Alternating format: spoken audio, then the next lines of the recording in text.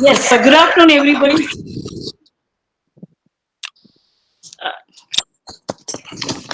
Johan, we can't Yes. see you. No, I can only see. You can't see me. But then I'm afraid I have to stop the PowerPoint, which is a little dangerous. Okay, I think it's better we need your PowerPoint. Yes. So, all right. Anyway, so good afternoon, everybody, and good evening to some of the European friends. I welcome you to the 53rd Foundation Day lecture series, lecture number 4. Today's speaker is Johan Auwera. He is, of course, a well-known, internationally reputed. He is an emeritus professor of general and English linguistics at the University of Antwerp. He is a Belgian. He has spent his days in several countries, starting from his own country, Belgium, Antwerp, Berkeley in the United States, Stockholm, Hanover, Nijmegen, and many appointments in various parts of the world.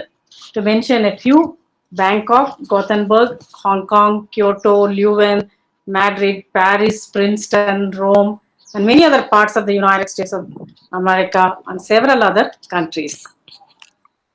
President of Societas Linguistica Europea in 2004, and also as a member of the Academia Europea in 2015.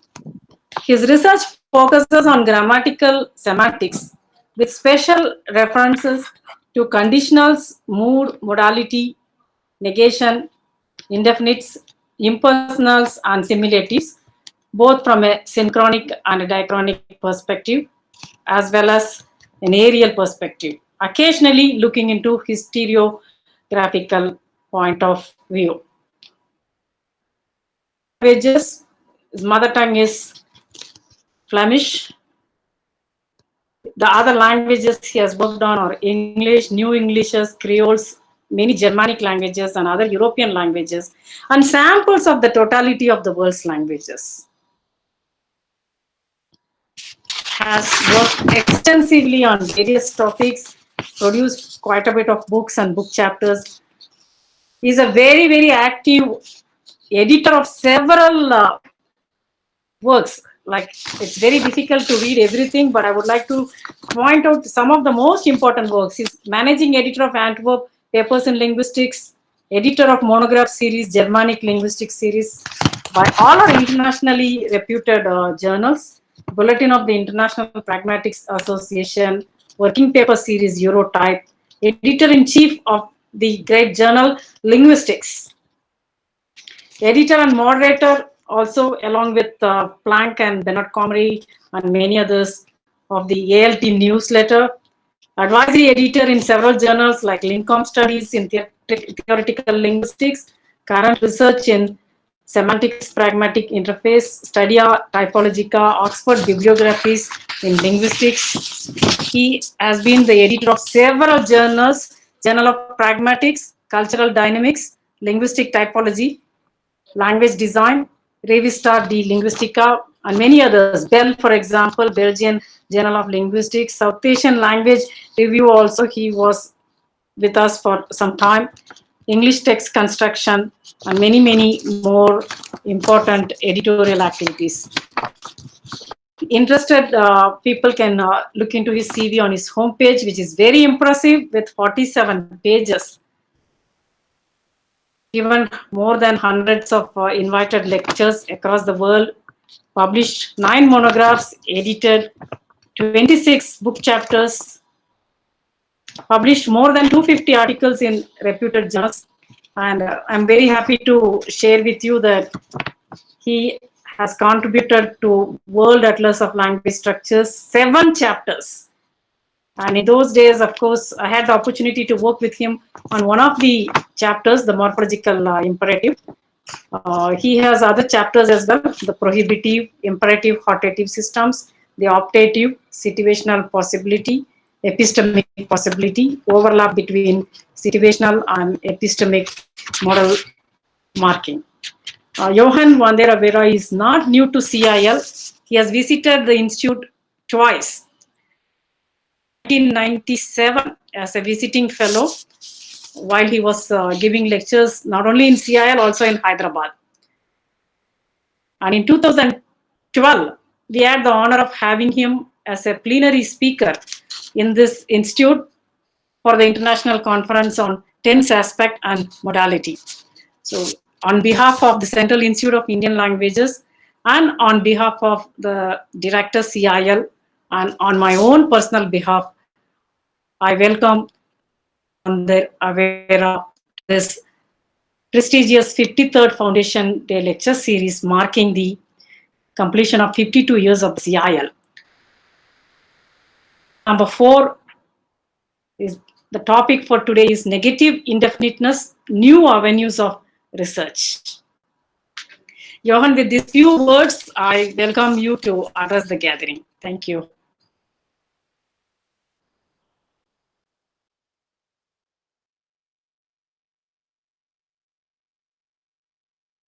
Johan?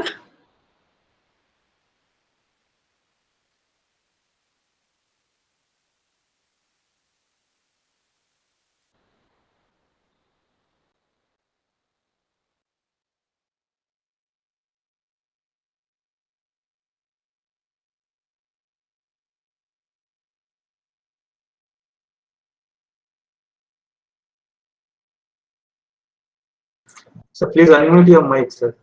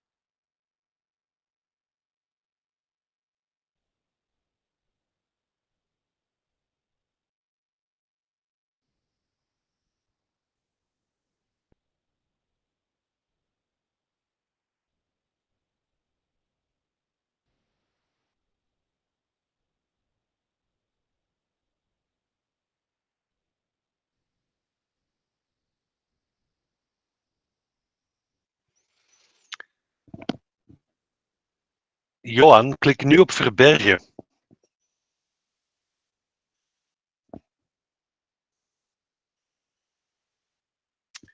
Johan, kan je me horen? Ja, en nu microfoon op de microfoon klikken. En dan zouden we normaal gezien moeten kunnen horen. Yeah, okay. Ja, super. Do you hear me now? Yes, we do. And now, do you now? If you Thank just you, go back to, Daniel. if you now just go back to your PowerPoint, then we'll Yes, we'll I be able will. to see I it. will try to do that. Yeah. But okay, I will not try to do that. Okay, now I see Yes, my own and- PowerPoint. Yes, and we can hear. And if you now go to present mode in PowerPoint, then we can see the entire PowerPoint as a presentation.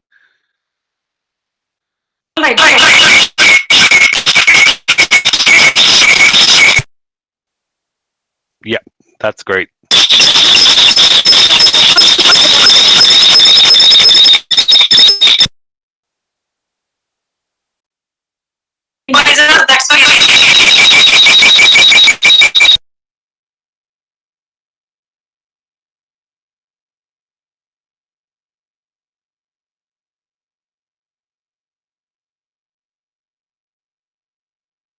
Yes.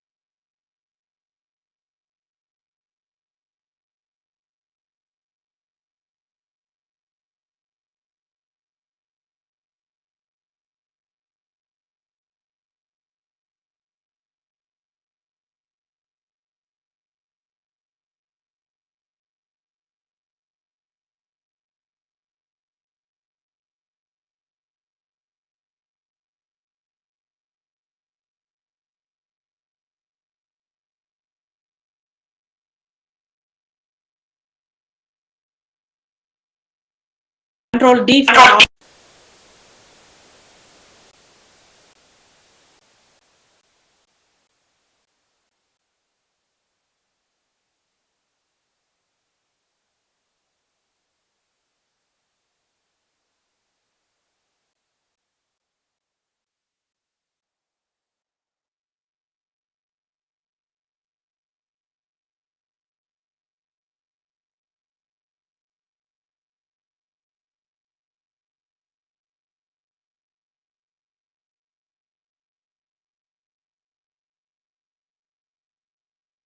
Ta-da. I think you're here. Okay. All right, we'll see. Now I get the screen up. Okay, I will turn off the phone.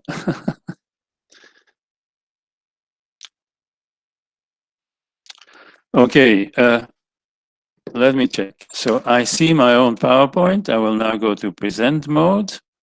And with a little bit of luck, you hear me. there is a lot of echo.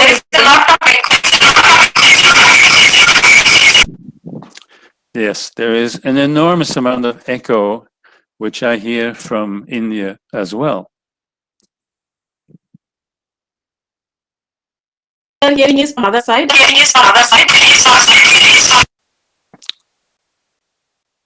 So I don't know what you hear, but I hear when you speak, Uma, you're immediately followed by a dazzling symphony of electronic music.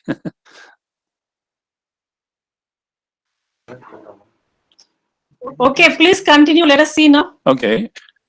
Please speak. Okay. So I'm We now try to do. speaking. Is it?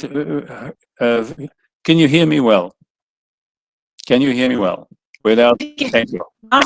Yes. Okay. All right. So stop me when things get technically bad.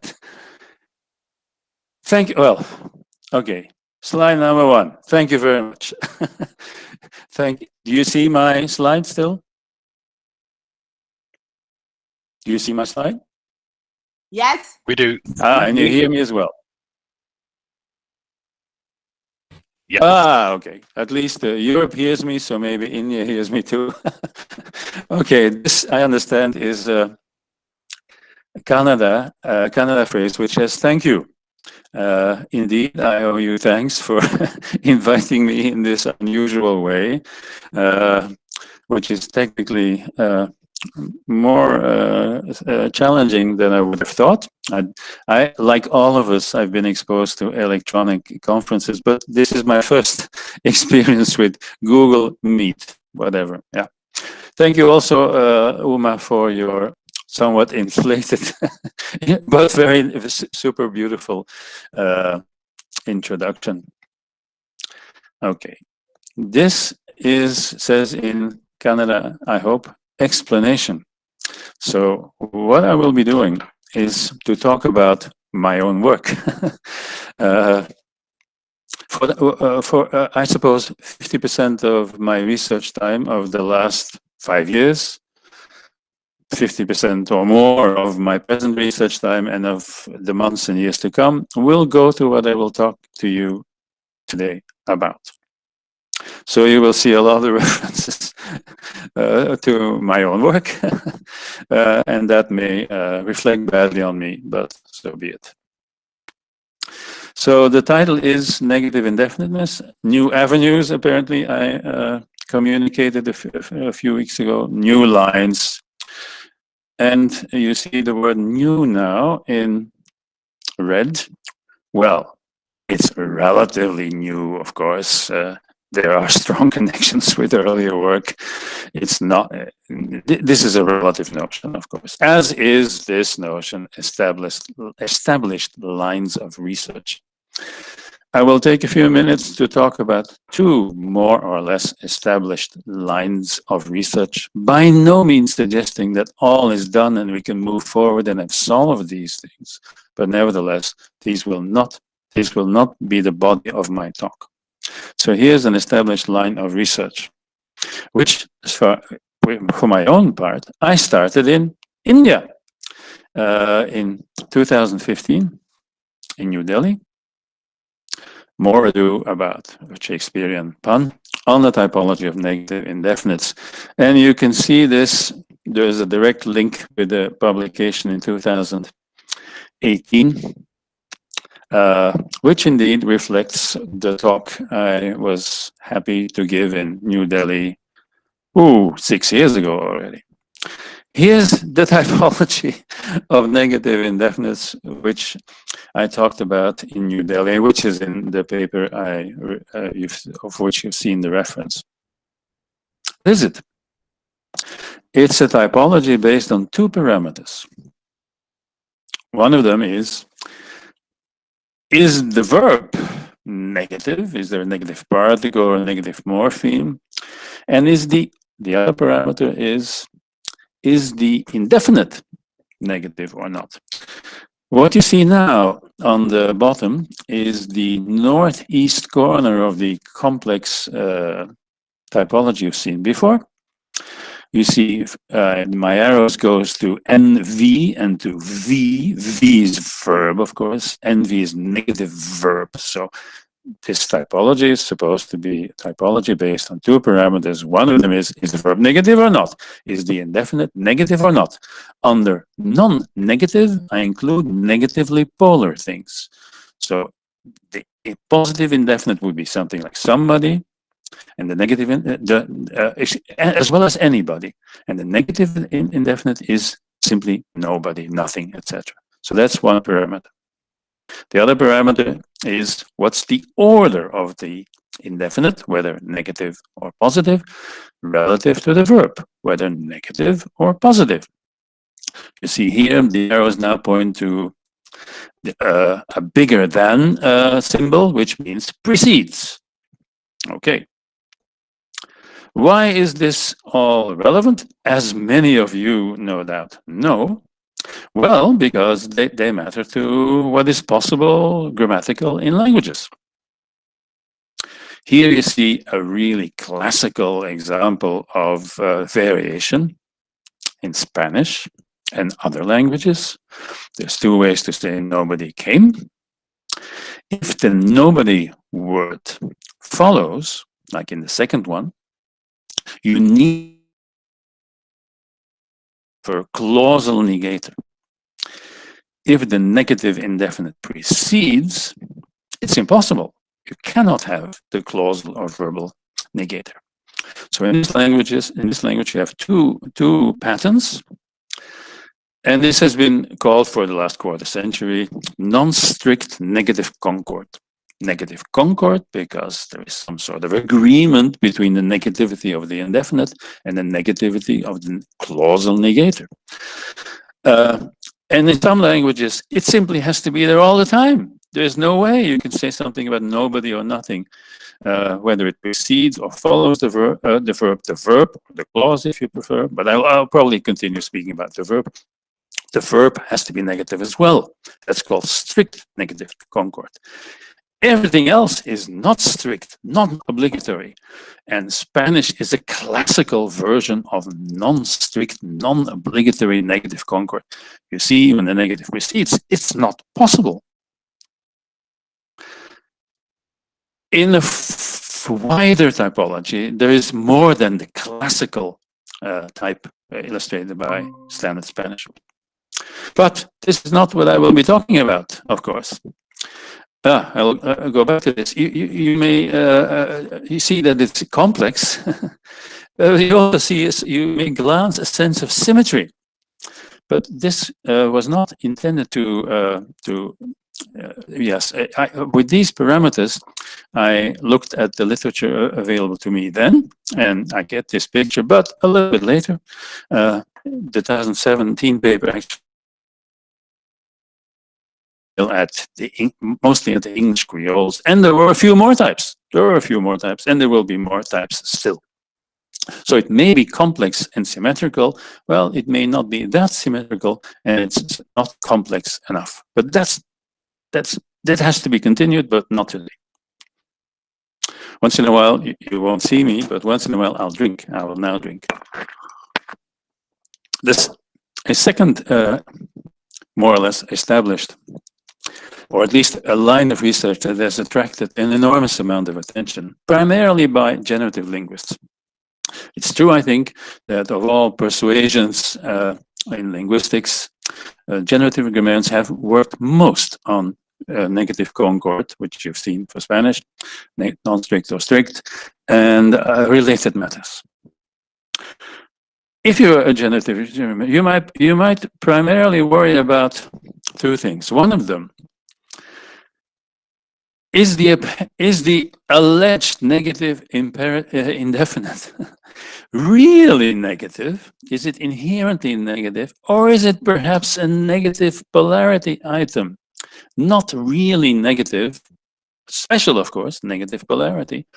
Or perhaps, does the language have two lookalikes? One of them is really negative and the other is only negatively polar. Let me illustrate that as well with another classical case. Here's French. I not have seen. There you see a word that looks like English person. Yes, the French word personne has that nominal meaning as well. But over the last millennium, I suppose, it has become a pronoun. We see there's no article in front of this lookalike person. You can say that je n'ai pas vu une personne, I have not seen a person, but this is not this person word. Now, what is this person word? Is it really negative, or is it something like, if it's really negative, you get Concord. Then you have something like, I ain't seen nobody. Nobody, I think, is negative, and ain't is negative, so negation twice. Is je n'ai vu personne like that? Or is it rather a negative polarity pronoun, like in English, standard English, I haven't seen anybody? Is this an anybody type word? And there's indications in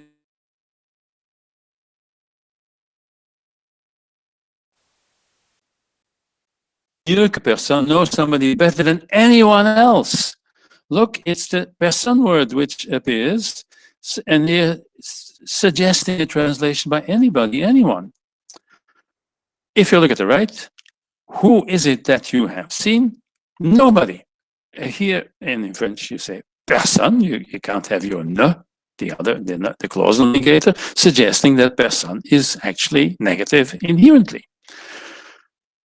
So I worry about that too, but not today. So what you saw before was complex, but not complex enough. Was symmetrical, but it may not be symmetrical. It's not complex enough because we should really take apart the indefinite, the indefinite, and distinguish between indefinites and negative polarity indefinites. And perhaps we should carefully look at all the things which I called negative indefinite. Perhaps some of them are actually negative polarity indefinites. So, and there are probably different types of negative polarity items. There are anybody types words which can do in some languages, which can do more than their counterparts in other languages. So it's really much more complicated. And if you believe that a language may have that an item can be ambiguous or vague between a negative indefinite reading and a negatively polar indefinite, you have a third category.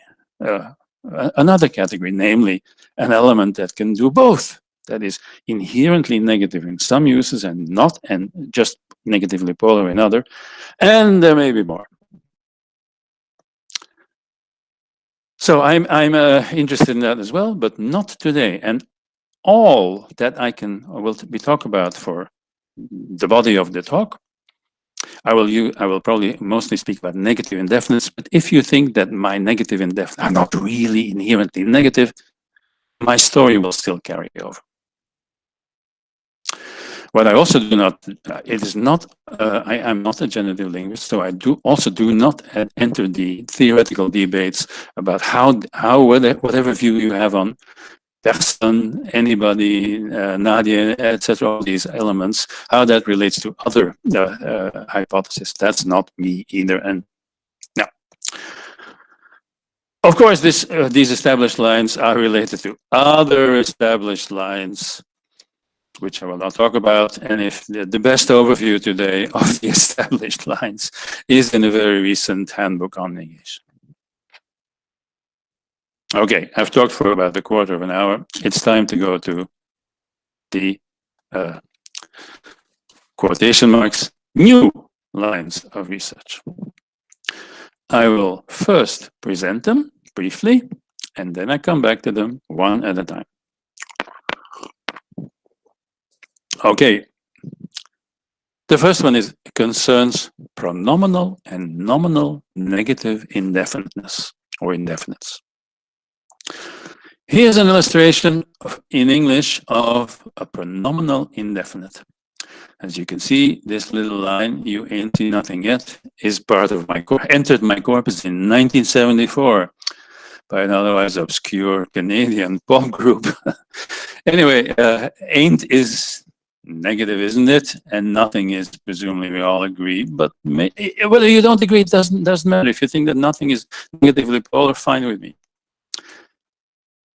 So, but the important thing is nothing is pronominal. And here's a nominal one, which entered my corpus in 1965. I can't get no satisfaction. No satisfaction is negative in my view, and it's nominal. And there's another negation there as well, in can't. Well, it so happens that the bulk of the research on negative concord and related matters, not all, but pronominal negative indefinites. So you might assume, as I indicated in my abstract, that it carries over smoothly whatever you think is happening with I ain't seen nothing yet, carries over smoothly to I can't get no satisfaction. And I suggested in my abstract, and I will show this, the answer is not necessarily. No. That's the first thing which I think should be looked at in more detail by other people and myself. Here's the second quotation marks quotes new line of research. It says there existential and negative indefinites. Uma mentioned the World Atlas of Language Structures, and there is a chapter on negative indefinites by Martin Hasselmat. And he looked at in the walls, there are 206 languages, which he looked at. You see on the top line, NI and NV. That's his way, not related to, but not quite the same. It's irrelevant what the differences are, but that's his way of dealing with negative concord. You need a negative indefinite, and the verb is to be negative too. But his definition of negative indefinite is very wide, and you see that most languages would seem to be negative concord languages, but that's not true. The second one, NIMV, that's standard English. I have seen nothing. The verb is positive, and it's only the indefinite which is negative. Then you have a category called mixed. That's Spanish. You know, sometimes you cannot have the verbal negator next in the vicinity of your negative indefinite, and sometimes it's necessary. That's the mixed type. But here's another type, and I will illustrate it with a New Caledonian language. In this language, according to the linguist, when you say nobody came, yes, you have a word that looks like person. It's translated like person. It's probably simply the noun person. But you have to have a negative existential. Well, that is possible is not surprising. You can say in English as well, there isn't a person that arrived or came. Fine, but then it's one's periphrastic, somewhat roundabout way of saying nobody came. But in this language, Nelemwa, and Nelemwa is one of the 12 that Martin Hasselmat mentioned, it's necessary. You need to say not exist, and then the rest. This has not been studied much at all. And I will in some ongoing work, I will say something about this and show that it's interesting. Okay. Third matter, briefly introducing it only. Connective negation. Connective negation is neither nor. You may prefer a different terminology, correlative negation, emphatic, coordinative negation. My term is connective negation. Let's look at the language. Here you see Croatian. It has what I would think is strict negative concord. You have your negative pronoun, nitko here, and the verb, the finite verb, is negative. It doesn't matter what the order is, so it's strict, it's obligatory, necessary. You may think that if you know everything, and if you don't agree, it doesn't matter. If you think it's a negative polarity item, fine. But whatever your theory is, your account is of Croatian negative pronouns like nitko, you may think that this carries over smoothly to what you see at the bottom. Neither Irish nor Lena, not Argon, did not go to the cinema. And we get an optimistic view here. Ni is the connegative, this is the neither word. There is just ni, neither. And lo and behold, look, the verb is negative as well. So it looks optimistic, at least from these two examples. It looks like neither nor. Well, it's if you know how nobody, nothing, no satisfaction, how pronominal or nominal negation works, indefinite negation works. You should also know, you might hope, how neither nor combines or doesn't combine with negation. And my answer will be negative. No, it's similar, but not the same. Okay. Once again, I have a little drink. Back to the first problem, which I'm published and am publishing about. As you can see, with Jamaican and also Belizean Creole, two English Creoles, based on a kind of a corpus, namely the New Testaments in these two languages, and for Jamaican also on translations of novels. Okay, let's look at pronominal negative indefiniteness. The example on the left has a pre-verbal, pre-predicate, if you like. If you don't think that powerful is in Jamaican a verb, doesn't matter.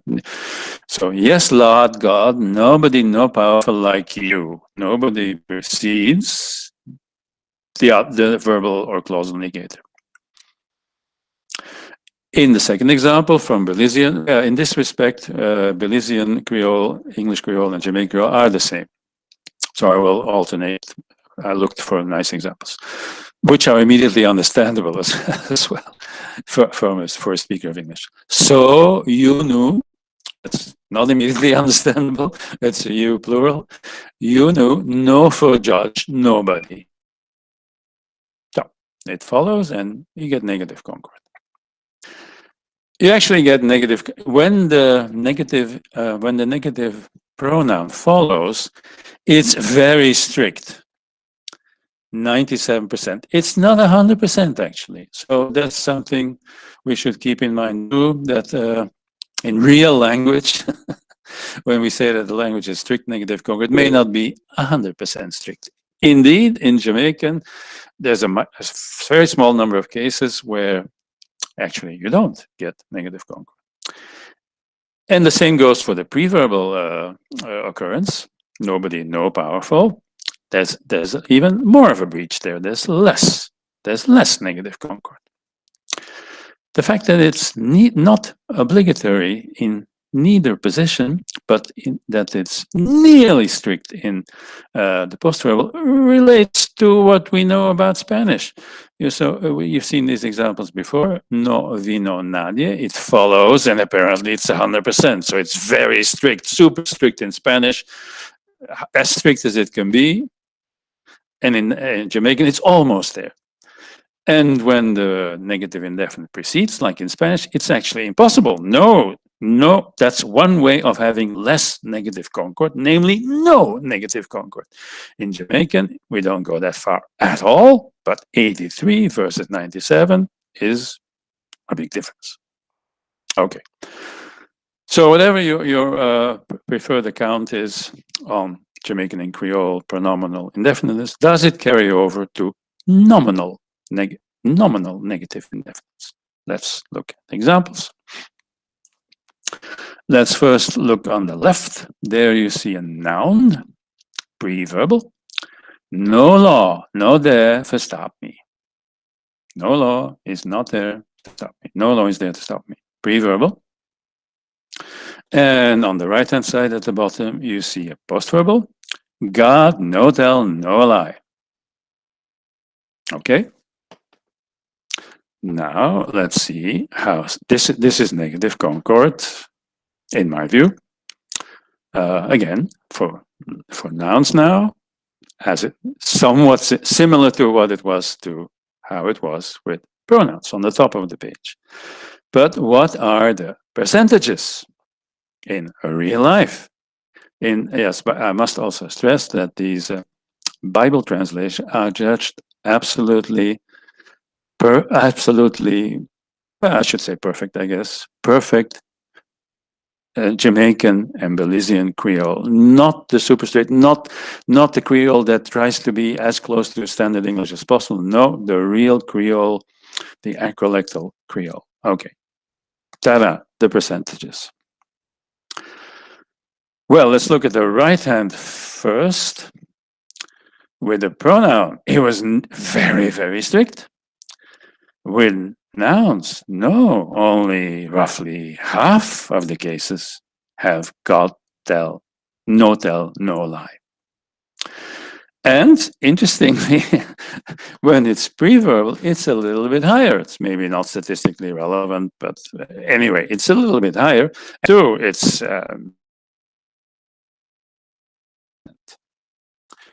so what your account of pronominal negative indefinites does not carry over as such to nominal negative indefinites. Okay. When there is no negative concord with pronouns, you see the negative pronoun doing it by itself.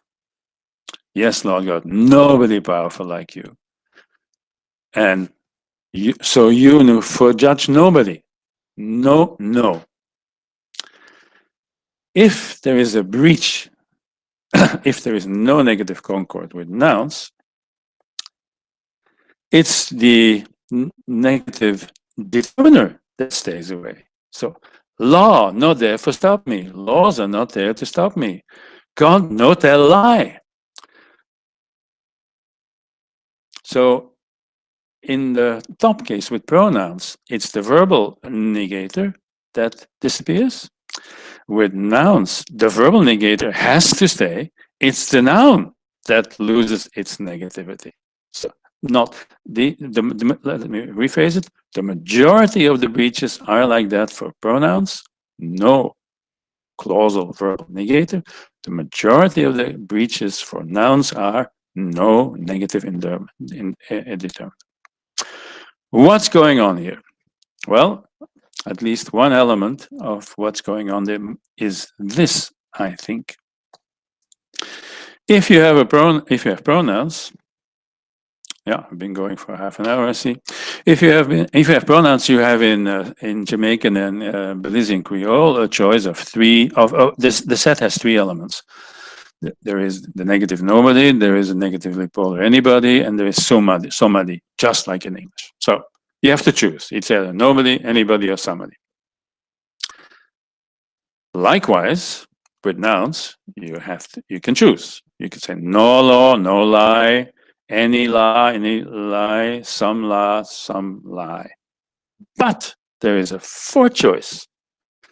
The fourth choice is a bare nominal. Or, yeah, in this case, a bare nominal, law. lie. There is nothing corresponding to this fourth choice with pronouns. And the noun, I think, is negatively undistinguished, negatively neutral, polarity neutral. The bare noun is not itself destined to occur only in negatives or in negatively polars or in positive. It's not a positive polarity. It's just neutral, and that's exactly what we find here. It's the neutral, the version of the pronominal, of the nominal indefiniteness. I repeat, the fourth version, the additional version, the fourth choice, which is one of polarity neutrality. That's the one that the languages like for 40% of the cases, 40 to 50% of the cases. So that explains, I think, at least for Jamaican and Belizean Creole, at least part of the explanation, the availability of a simple, also simple, polarity neutral form. Okay. Well, is this a new line of research? Is this a relatively new line of research? In 2008, in a diachronic study, which is a corpus study as well as with a genitive orientation, something similar was noticed for, in this case, earlier German, High German, and Middle German. But similar, I use the word similar, also means not exactly the same. And well, there are differences with respect to the nature of the non-negative noun. Do we have a bare noun or even an indefinite, polarity neutral indefiniteness expression? Are these bare nouns singular or plural? And what are the other options? I've shown for Jamaican and Belizean that the paradigm for nouns has 4 elements, and for pronouns 3. Somebody, anybody, nobody. Law, no law, no law, any law, some law. Well, what is exactly is the competition in German? So it's not exactly the same, but it is also true that the hypothesis for negative pronominality does not carry over to negative nominality, negative indefinite nominality. And of course, we should look at more languages, and I would be surprised if left and right, this lack of analogy has been noticed before, but it has not been, to the extent I know, been focused on. And I think it's interesting. More work is necessary. Not much work exists, I think. And well, I think it's interesting.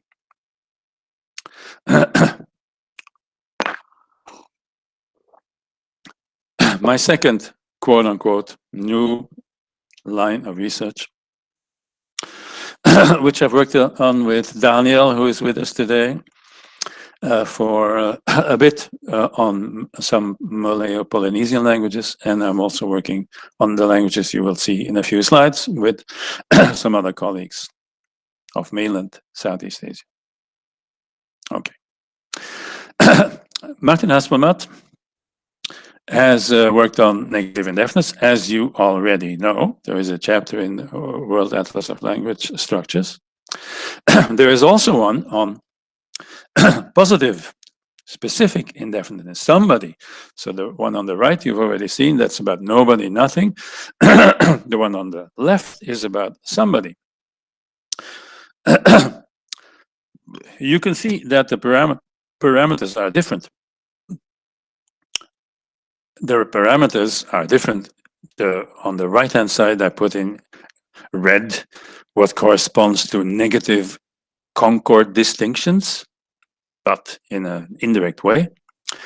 On the left, you see what Martin is looking at for positive specific indefinites.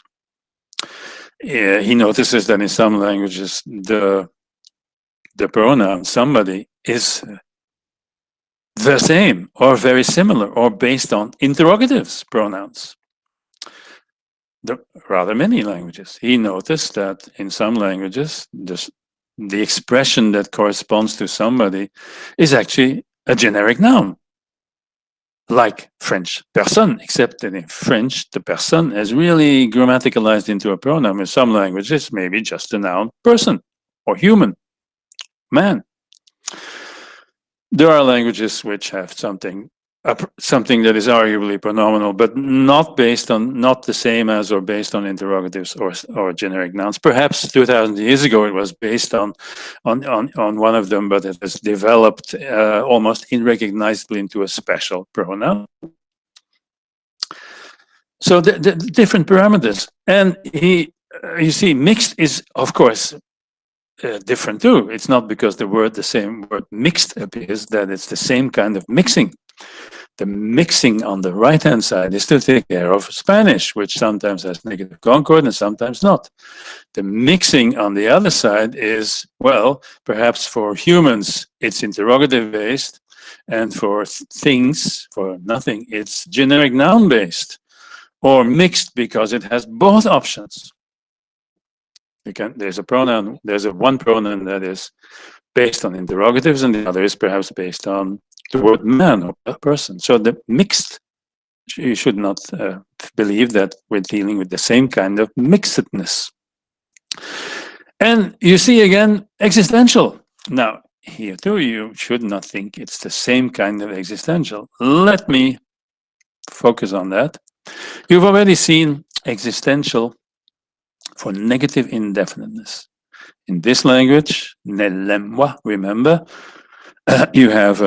you need an expression there is not, but you also have a generic noun. Fine. On the left-hand side, in his study, his survey of specific indefiniteness, you see there's only two languages that I mentioned there. One of them is Tagalog. There you need in this context an existential expression too. There is somebody, but there is no overt exponent of he or she that came. So there is no interrogative pronoun that does double duty as an indefinite pronoun. There is no generic noun. And the definition of existential on the left-hand side for positive indefiniteness forbids there to be an exponent of the thing or the person that is. While for negative indefinites, it's allowed. So that's the term, the concept of existential, does not cover the same ground in the two chapters, which is, well, a little special. You have to know this, and it's a little special. For example, here is Thai. Here's the con, which doubles up both as a classifier and as a real noun. Me is the existential, me con. Con, this would seem to be an existential, surely there is an existential marker, but for Hasselblad says he doesn't call this existential because you cannot have an exponent of the thing or the person that is. This would seem to suggest that this is generic based.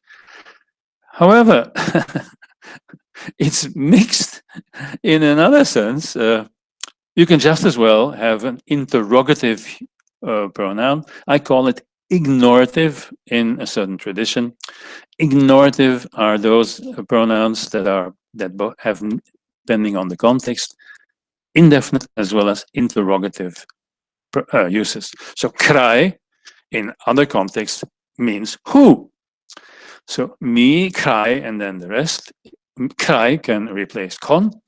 And Martel Hasselblad looked only at cry. He calls this Thai is one of the 194 languages which has an interrogative-based indefinite pronoun. But, well, it also has a generic, it should be mixed at least. And if he employed the same notion of existentialness for positive indefinites as for negative ones, yeah, it should have been an existential as well. Interestingly, also from the literature, points to the fact that the pre-verbal, post-verbal, the relative order of the exponent of the person or thing that exists or doesn't exist is pre-verbal or not is important, which we know from negative concord. There, what matters is the negative indefinite pre-verbal or post-verbal? Well, the same parameter is useful here, which he mentions in also his book on indefiniteness in Mandarin Chinese. The exponent of, in this case, the person that does not exist is pre-verbal in front of the verb qi huan. Qi huan. You need your negative existential, and when it's post-verbal, you count. So the parameter that we know from negative concord studies, it seems to be related here as well. But this is 2005. Not much more has been done about it. It's not you may think it's rare. Well, especially if you look at the left, 2 languages out of 326. Yes, but if we allow an exponent, there will be many more.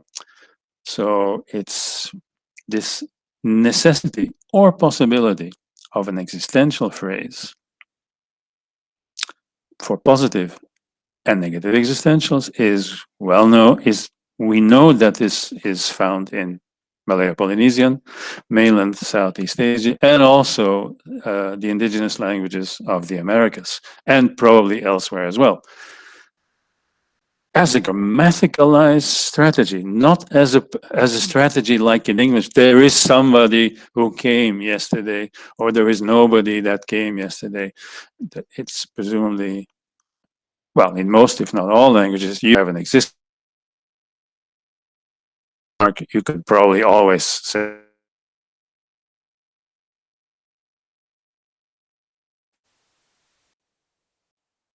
way, the first way to express negative or specific indefinites. So a little bit of the work I've done. Once in a while, I look at my watch. Okay, I think I'm allowed to speak. Yeah, so I looked at, I am now looking at Thai, Lao, Vietnamese, and Khmer. Thai and Lao are related, Vietnamese is not related, Khmer is not related. And I looked at how specific and negative indefinite is expressed only in the following 4 sentences, input sentences for informants. Somebody saw me, pre-verbal, specific, I saw somebody, specific, post-verbal, and then the negative versions. Nobody saw me, I saw nobody. What do we get? So this is, yeah, I filled in these columns. Do you use an existential construction when the indefinite is pre-verbal or post-verbal, and when pre-verbal negative, like nobody saw me, or specific, like somebody saw me? Okay, here are the results. When it's post-verbal, you simply don't use an existential construction. Not a positive one. You don't say there is somebody, I saw somebody. When I saw a person, there is, I see me, or whatever order it is. There is somebody that was seen by me, if you paraphrase it in a passive voice in English. When the indefinite follows the verb, you just don't do it. Maybe this is too strong. Maybe you can paraphrase it as a periphrastic, a roundabout way anyway, but this is not the normal grammatical way of expressing somebody and nobody. You just use a generic noun derived indefinite, or you use a thing that also shows up as an interrogative. It doesn't matter. You don't use an existential. Here's what you see when the the indefinite is pre-verbal. As you can see, it is now either possible, like in Lao and Vietnamese, you don't have to use.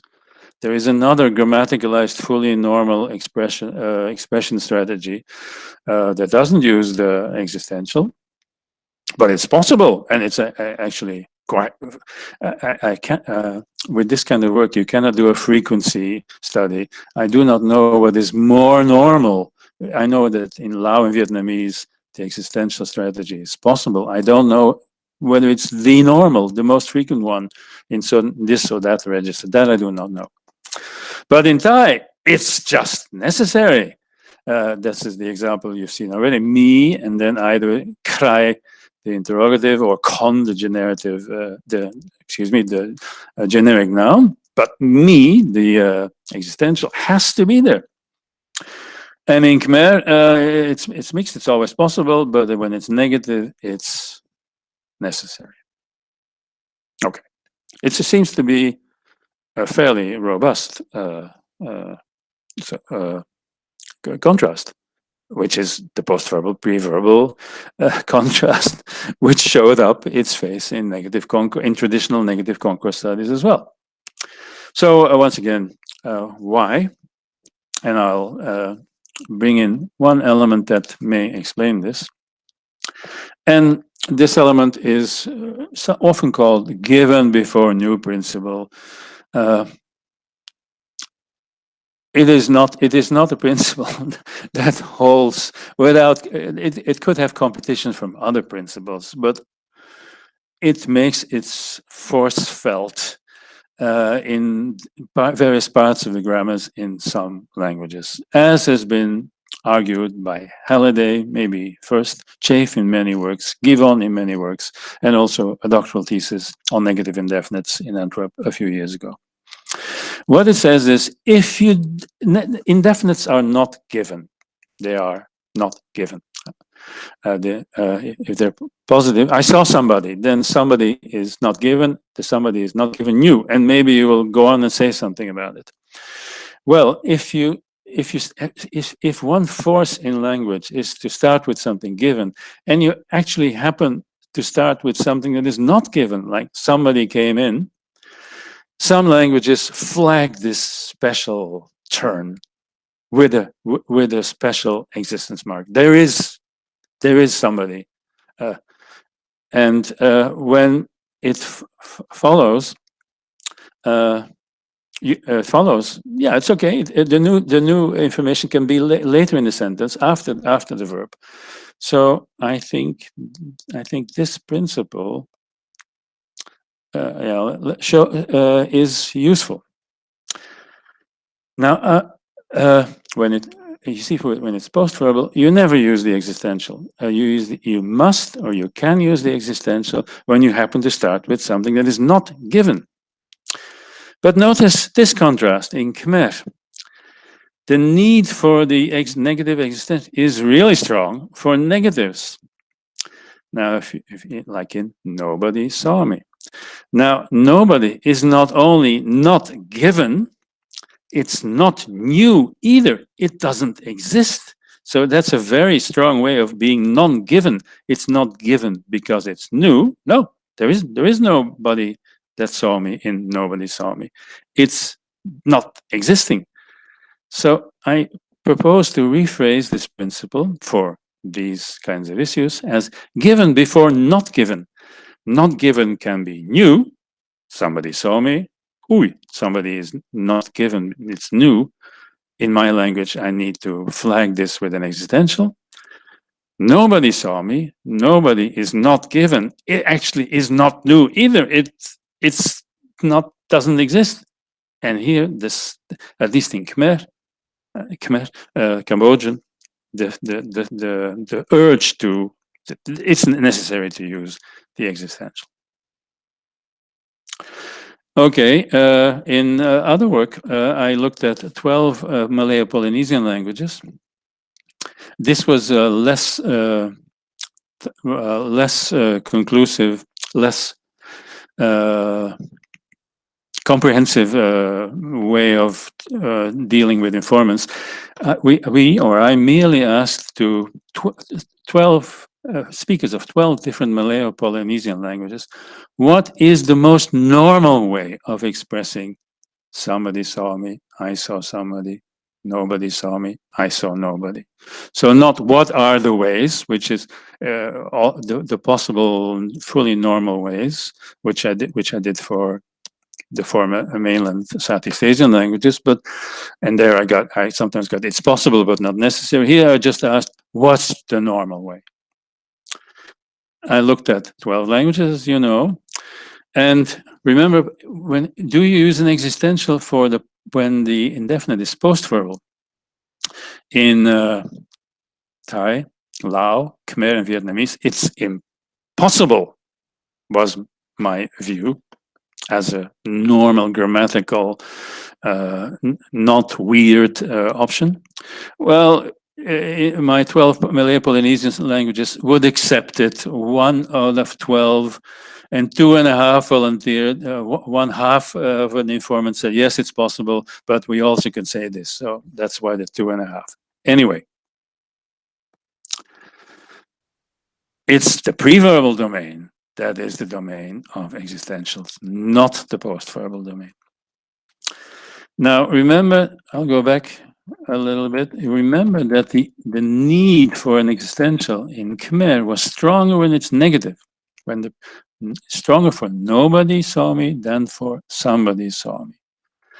Let's look at this here for the 12 Malay-Polynesian. It's the same there. For nobody saw me, negative as well as pre-verbal, all 12 of them gave me an existential construction as the only one, as their answer to what is the most normal, natural way of saying nobody saw me. And for somebody saw me, only 8. Only 8. So this, however inconclusive and incomplete the data search is for the 12 Malay-Polynesian languages, and however incomplete languages, the contrast is strong between pre-verbal and post-verbal, and in pre-verbal, the contrast 8-12. There's a contrast between 1 and 2.5 too, I know, but the contrast between 8-12 and as coupled to the facts on Khmer show you that given versus new is part of the explanation, I think, but given versus not given, which allows the not given to be not new but non-existent, is maybe better. Yeah, of course we need more languages. Also interesting, there could be, we know about cycles, yes% cycle, a negative indefinite quantifier cycle, but there could be a cycle type thing. Here it has been claimed for some languages that the combination of negative existential plus generic noun, so not exist person or not exist who, can become a unit, can be univerbation, and the language makes a negative indefinite. So just like personne is a negative indefinite that came out of the word person, just like nobody is a negative indefinite coming from no plus body. There might be languages, but this needs more work, for which a nobody word can come from not exist person or not exist who. And we have to look in more detail at the alternation, the combination with these, in my term, ignoratives, generic nouns. Also the numeral 1, like in English, no one, not one, that has to be studied more as well. So yeah, in short, same conclusion, more work is necessary. And I think, well, there has not enough has been done. And at least the cross-linguistic work, the typological work, and presumably the language-specific work as well needs to accelerate. I don't need 10 minutes for my last new avenue, although I find it as interesting as the others. Okay. So this is neither nor. I was working, and I am working, and I will be working on this as well for various languages. Let's go back to the slide which you've already seen. Nobody, not is. That's Concord. You may have your own theory about how it works, but does that carry over to neither Iris, nor Lena, which is also necessarily followed by a negative verb? Are the rules for neither nor the same as for nobody? Croatian, by the way, is strict negative concord. Doesn't matter where the verb goes, it has to be negative. The same with connective negation. However, well, with connective negation, the noun phrases are not necessarily indefinite. They may be indefinite. I could have said neither a man nor a woman, but here I took a pronoun. So surely Iris and Lena are definite. So we're no longer, we neither nor, we go outside of negative indefinites, strictly speaking. And look at this. Here, the neither nor scopes over a finite verb. Bojan neither sings nor dances. Now, third person singular sings is not indefinite or definite. It's just irrelevant. So neither nor, once again, neither nor we are to some extent dealing with negative indefiniteness, but surely not here. And we can also have neither and nor scoping over phrases. Clauses. In English, this is highly marked, but it occurs. But neither did Iris bake a cake, nor did Lena buy milk. Well, how often do you? As an anecdote, I did a search in Larry Horn's book, a famous book on the natural history of negation. I looked for all his uses of neither. So there's lots of negative words in his book. There was exactly one occurrence of neither in a footnote in a translation of Aristotle, where you see English needing scoping over neither nor, neither, scoping over two sentences. So, but in some languages like Croatian, it seems to be frequent. Now, when it is clausal, so when it has clausal scope, you would expect that this neither occurrence licenses or elicits negative concord, just like the normal non-connective negator. Maybe I should go back for a second. Yeah, here, nitko nije, the example on the left, nije, the negation is verbal or clausal, has scopes of, verbal or clausal, and you have to have the negative indefinite.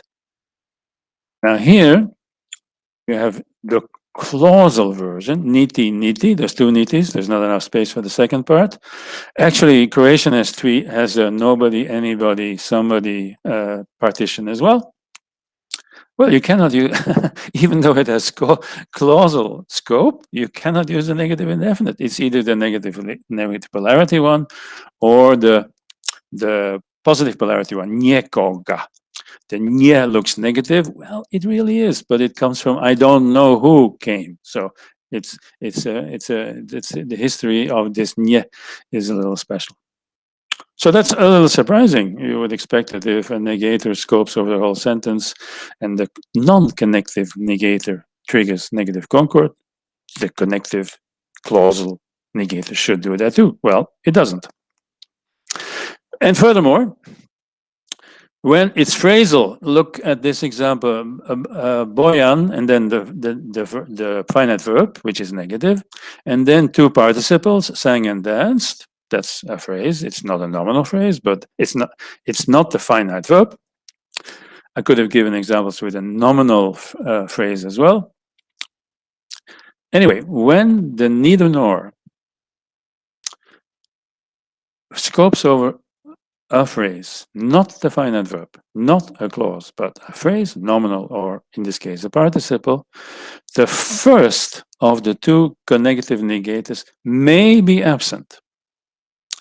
May be absent. So, what's so interesting about this? Well, for one thing, we're again dealing with the relative order of something compared to relative to the finite verb. So ni pievao, ni plesao follows the finite verb. Okay.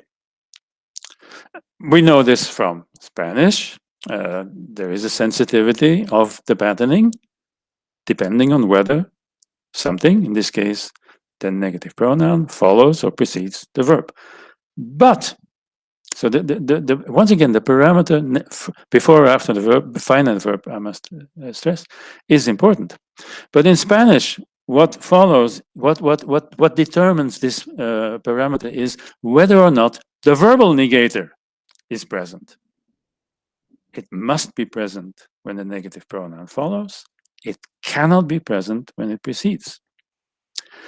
Here, however, the verbal negator has to stay there. The verbal negator has to be there. It's one of the first of two connective negators that may be absent. In this case, it may be absent. It need not be absent. So it's another variation in the theme of the parameter before or after the verb, but it's different from what we see in Spanish. Now, once again, in my effort to convince you that this is interesting and we should look at it, notice that Spanish has the same phenomenon. When you connectively negate, in this case, prepositional phrase, is neither of the left nor of the right. When this neither of the left, neither of the right follows the verb has to remain negative. But the first of two connective negators can stay awake. Now, with respect to negative indefinites, Spanish was not strict, as you can still see on the right part of the slide. You sometimes have no nadia and sometimes just nadia. In Croatian, there is no choice. It's always nitko and then a verbal negator. But with respect to connective negators, the first of two connective negators, when it follows the verb, which has to be negative, may be absent.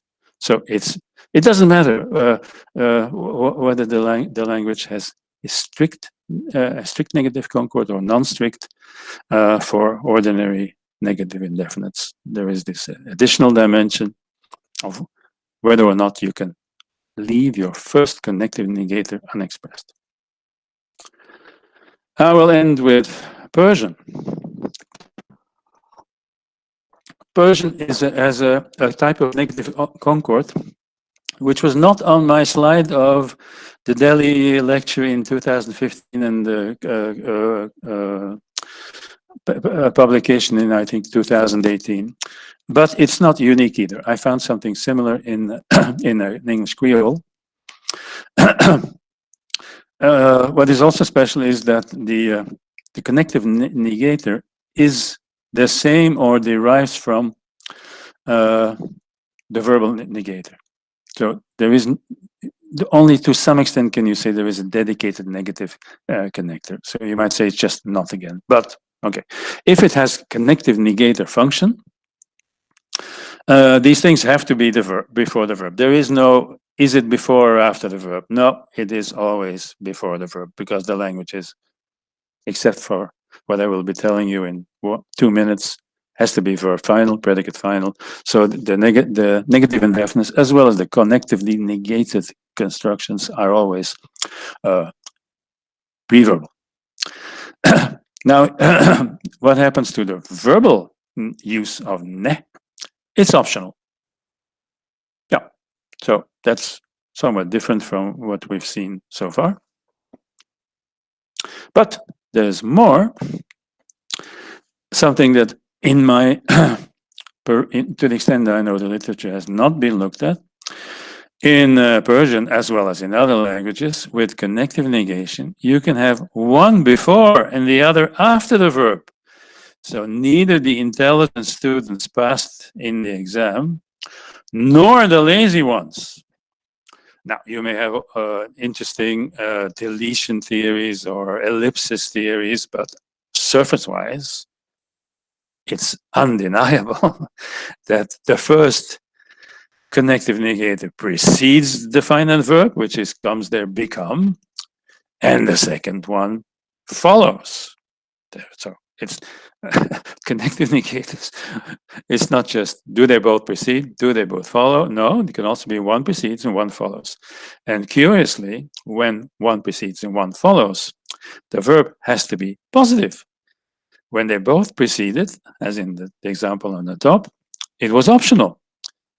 When one of them follows, to the extent my co-author is a native speaker of Persian, but of course, who knows, in real life with a decent comprehensive corpus study, maybe things are nuanced, more nuanced, but it seems that when one precedes, one follows, the verb has to be positive.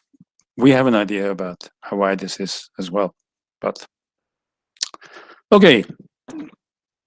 I've come nearly to the end. Of course, we need more languages for this as well.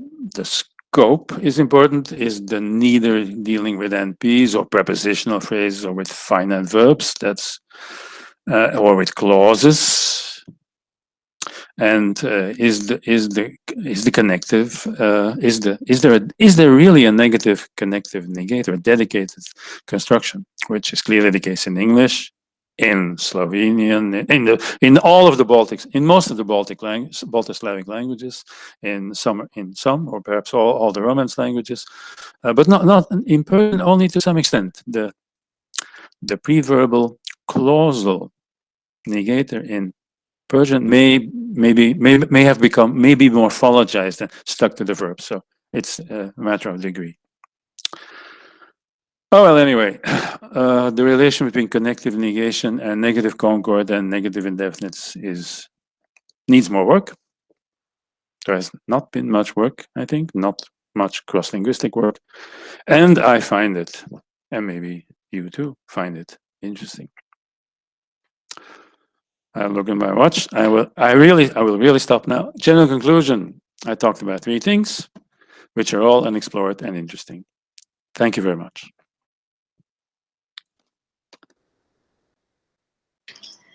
Thank you very much, Johan, for your wonderful talk on negative indefinites. You opened new lines of research, which is indeed very interesting. I'm sure there are a lot of questions. Part I see is like done in all the 3 areas what you have pointed out, especially pronominals and nominal negative indefiniteness, existential and negative indefiniteness, and thirdly, connective negation and negative indefiniteness. I was wondering how these would work in Indian languages as well, because I know we preliminary talk in Antwerp very briefly when I visited you in 2015, but I'm sure there are many other languages where these parameters are going to vary, the way you have showed for Jamaican, Belizean, and this Malayo-Polynesian languages. It's going to be very interesting if we have observations on more languages from different language families. Yes, of course. Now, let us open this for discussion to the audience, and we can also talk later. Thank you. The talk is open for discussion, questions. Yes, Tanmay?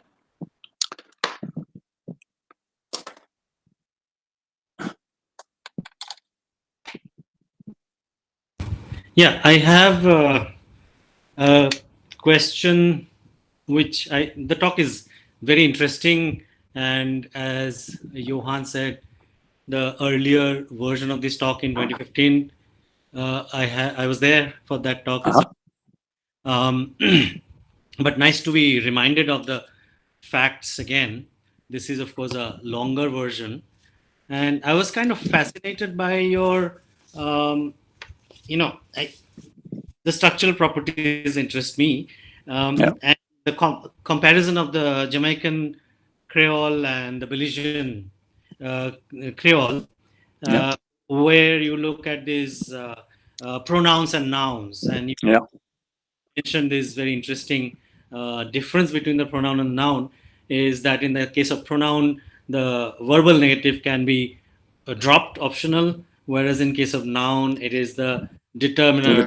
which is optional, which I find interesting. And I was thinking whether it has something to do with pronoun per se, difference of pronoun being definite, and a noun which need not be definite. And both of them are sort of undergoing this strategy of indefinitizing themselves. And by definition, pronoun, let's say pronoun is something like a noun plus determiner or noun plus referential properties.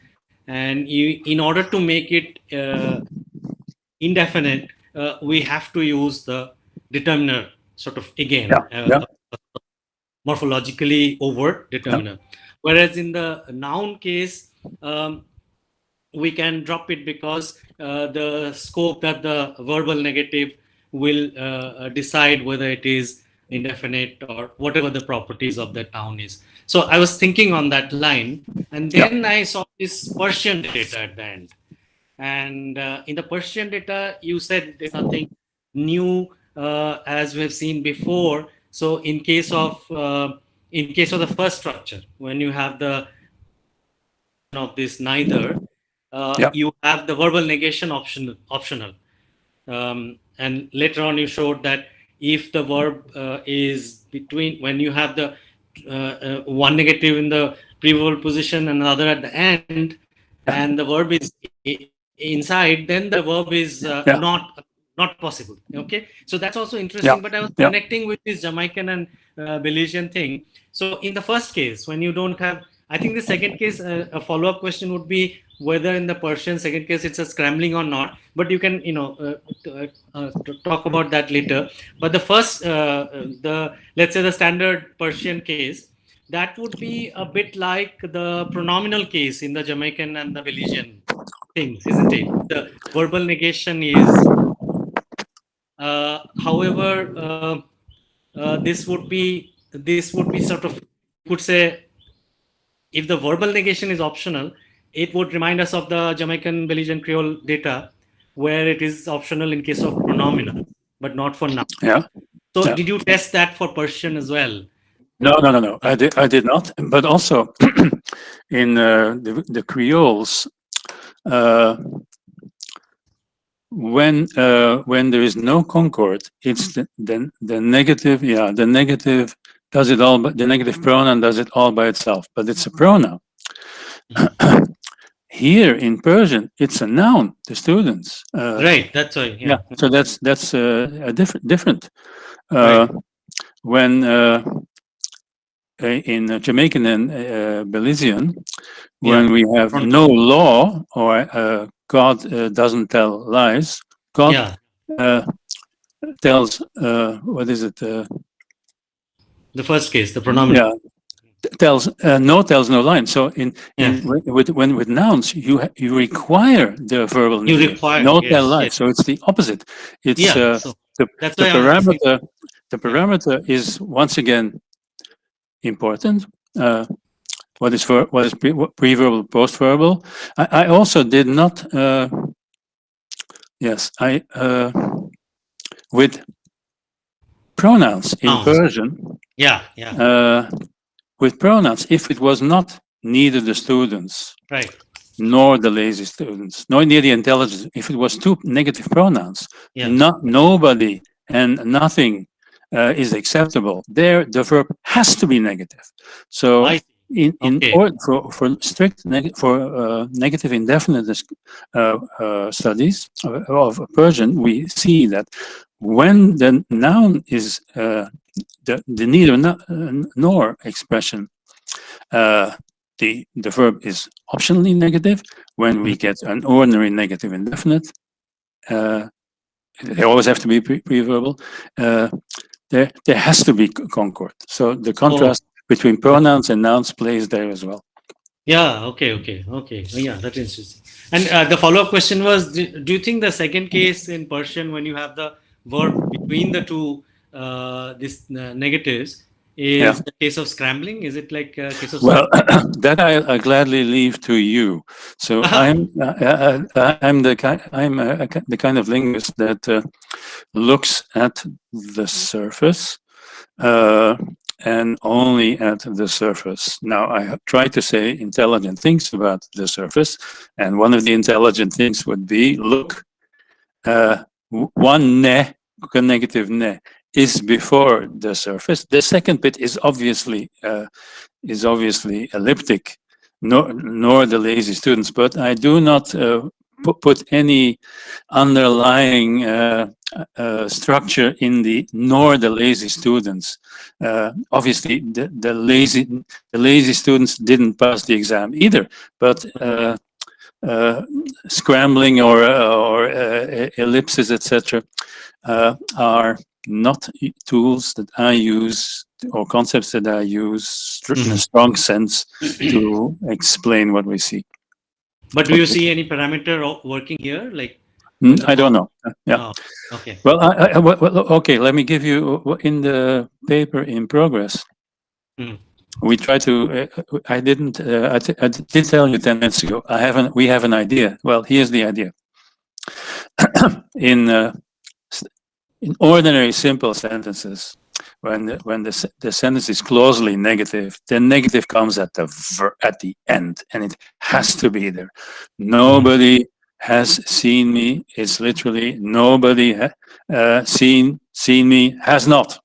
So there is a strong negative last requirement, language specifically for Persian. Interestingly, the indefinite does not have to be negative. That makes Persian special as well. You can say, well, yeah, there is a polarity neutral way. A noun. So students, for saying no students passed, you can say students passed not. So independently of whether the indefinite is negative or not, the verb which comes at the end or towards the end has to be negative. There has to be a negative at the end. Now look at the sentence at the bottom of the screen. There is a negative at the end. Right. It's the connegative. And there is one in the front because it's a negative. You need two. So in a superficial sense, but maybe the sense that we need here, the Persians are happy that there is a negative at the end, if I put it that informally. Yeah. Okay.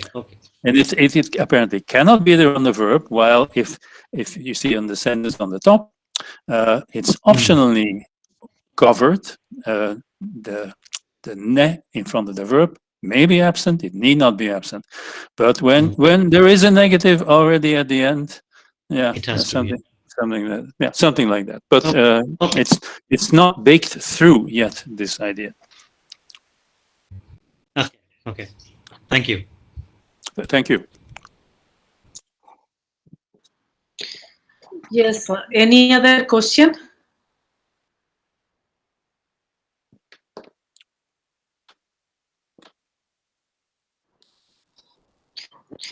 Johan, we have questions in the chat box. Do you want to read it, or shall I read it for you? Well, indeed, I do not see my chat box. All right, let me read it for you. Yeah. It's from Rajiv Mato. Yeah. Thanks, Johan. Person in French maps to persons or people. Example,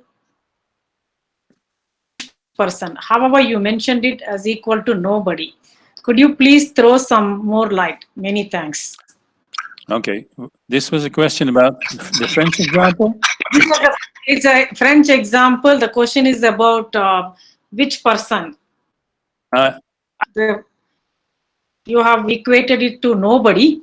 Yeah. Well, yes. So this is,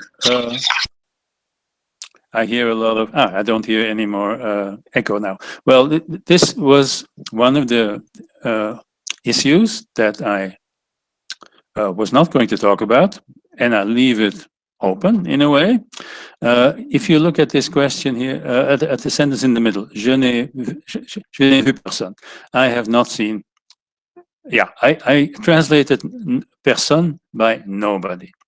However, it is in doubt whether this is correct, because there are uses of personne which are negatively polar, like knowing somebody better than anybody. That's this personne sentence at the bottom to the left. That suggests that nobody is not the correct translation, not the right gloss for the personne in the middle of the page. But there are these elliptical answers. Qui est-ce que tu as vu? Who have you seen? And then if you just say personne, the natural translation would be nobody. So some people think that personne is not really negative. However, in elliptic answers, it does seem to be negative. And if you think it's negative, then you're in trouble with knowing better than anyone. So this is an issue which interests me. I am inclined to think that there are two persons. One is a negative polarity item, which is a relic of the past. We know that in languages, negative polarity items often turn into negative indefinites. So essentially, anybody words get the meaning of nobody.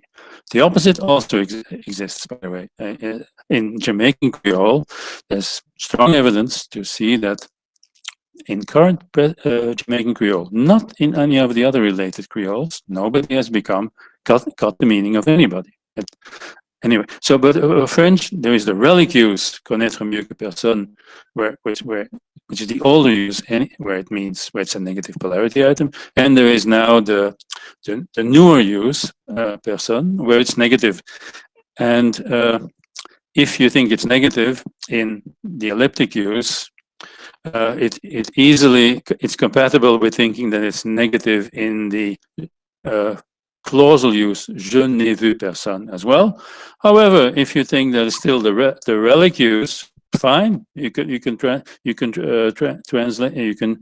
translate it, but I have not seen anybody. So this is an issue about which lots of people have written, and whatever view you have, some, perhaps most of what I said in the bulk of this paper leaves this in the middle.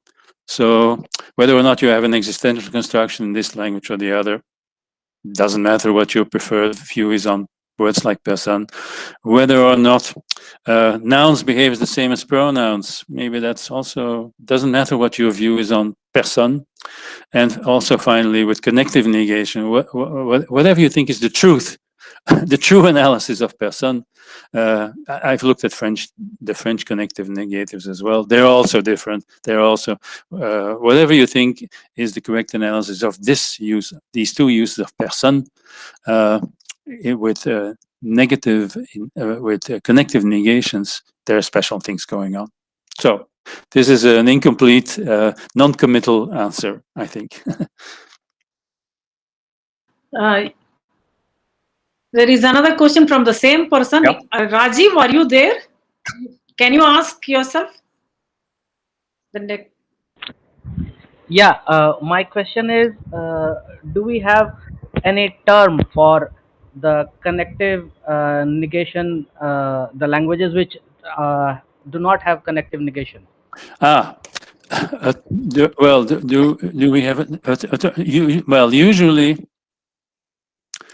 there is a forthcoming paper in the journal, what was it again? Studies in Language, which is a typological study of neither nor.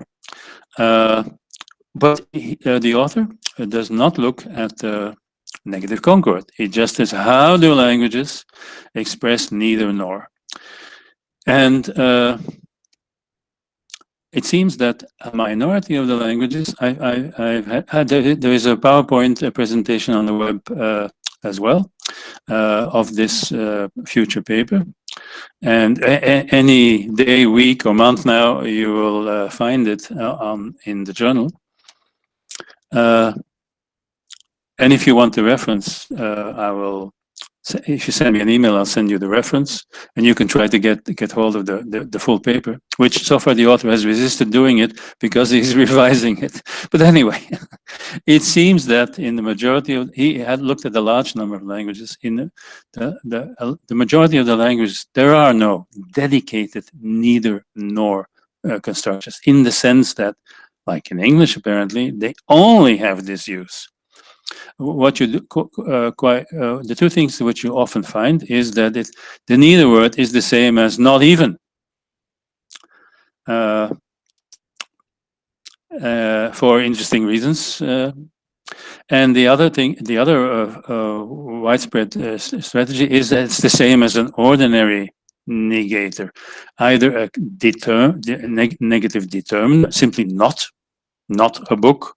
I have read not a book, and then a conjunction, perhaps. I have read not a book and not a book and not an article. I've read neither an article nor a book. So not, the negative determiner, or the clausal negator, which may again be the same as the determiner. So I have not read a book, and I've not. I've read. It's either the same as no, as in I've read no books, or as the clausal negator not. As in Persian, I've given you some idea that the clausal negator same, but it's not 100% the same. I'll go back to Persian. Almost. So you see ne for the connective negator, and you also see ne for the clausal negator. However, quite often the ne appears in a shortened form, stuck together morphologically with the verb. This does not happen with the connegative use. So they're historically related, still partially the same, but somewhat different as well. So I think, this is precisely one thing we have to look at, I think, when we study connective negation, negative indefinites. Is there a dedicated connective negation? And this may be important. Yeah. Thank you for the question. Thank you, Johan. Thank you. Thank you. So are there any other questions?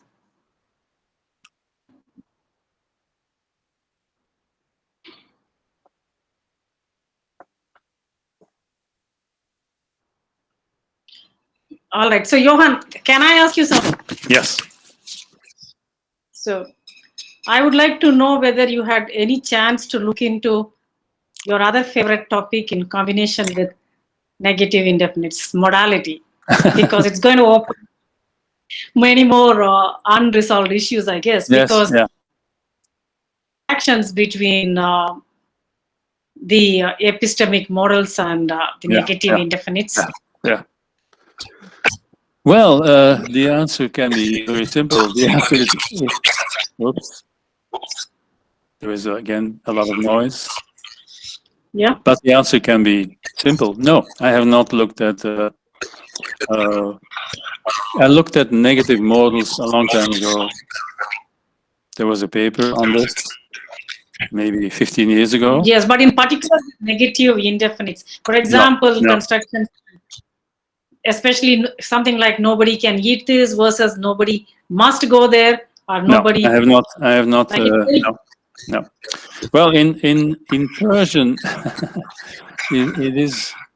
Yes, it is interesting because the verbal negator can attach to a modal, maybe to other temporal or aspectual elements as well, auxiliaries. And the word order rules with respect to at least modals, negative or positive. So normally the verbs are at the end, but with modals it's a bit more complicated. So while studying connective negation, I noticed that saying that the verb always has to come to the end at the end, that's a little bit tricky because the modals have a higher freedom of move, can move around more easily. But I've only saw the problem, but I have not thought about the problem. Yeah, all right. It would be interesting to look into. Thank you. Yeah. Yeah. All right. So I think the one last time I'm asking the audience if there is any more question. Madam, may I? Yes, please, Bijan. Yeah, thank you, madam. Yeah, I have a very quick comment on the same construction that we have observed in the Tibeto-Burman languages of Northeast, which is Professor Johan is showing at the same time. So the connective negators, like English, there is neither nor. This is not available in my languages, Okay. languages, but we have a mechanism to express such kind of expressions, like we can use also or to in that construction. Yes, and it gives the same meaning as it is. And one more observation is that the clausal Burman negator, it's also found at the close final or the sentence final position in the languages of this region. Yes, so especially the mak or ma is the negative marker, which is found in many Naga languages, and te or de is for Manipuri. Yes, this is my quick comment and observation. Okay. Well, your point that the language uses also and to is found. This point is valid for other languages too, like English. Look at the English translation. Boyan neither sings nor dances. You can say Boyan didn't sing and didn't dance too. Also didn't dance. So to express the neither nor meaning, you don't need a dedicated neither nor construction. A combination of a conjunction or a disjunction with a negation will do it as well. And in this future paper by a Spanish Basque linguist in the studies in language, I think I assume this will be the result, that more often than not, it's the ordinary disjunction or the ordinary conjunction together with the negation that expresses these things. Yeah, but thank you very much.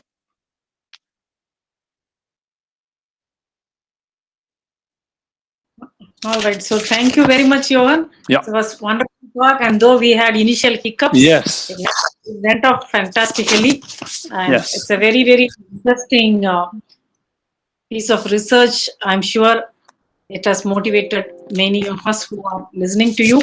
Yeah. And as it is being live streamed on YouTube, I believe it will also stimulate these further discussions. Maybe people can you, and it's really wonderful to think on these new avenues of research. Especially, there are many such topics which are less explored when we talk about negation, because people mostly, even I don't think even in the questionnaire developed by Max Planck, these issues are the questionnaire on negation.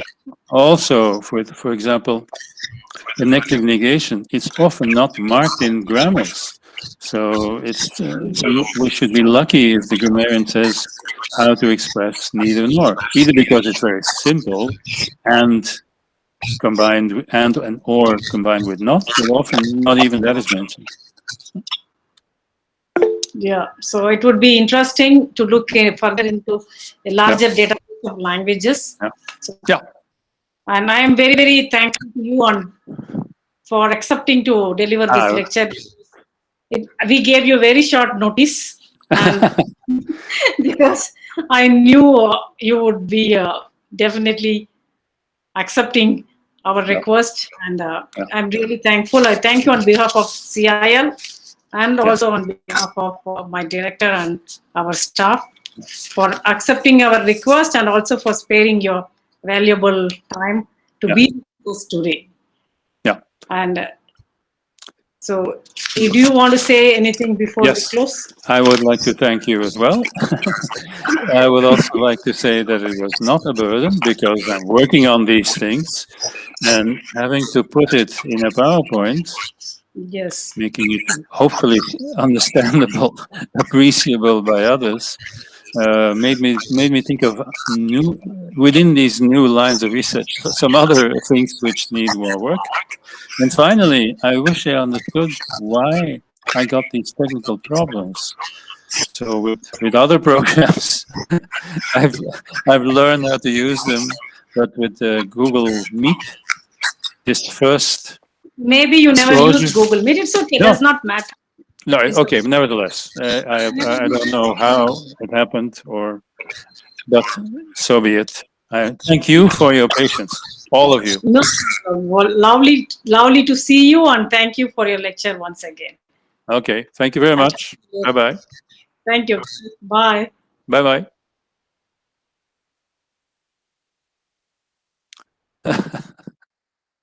Grappig.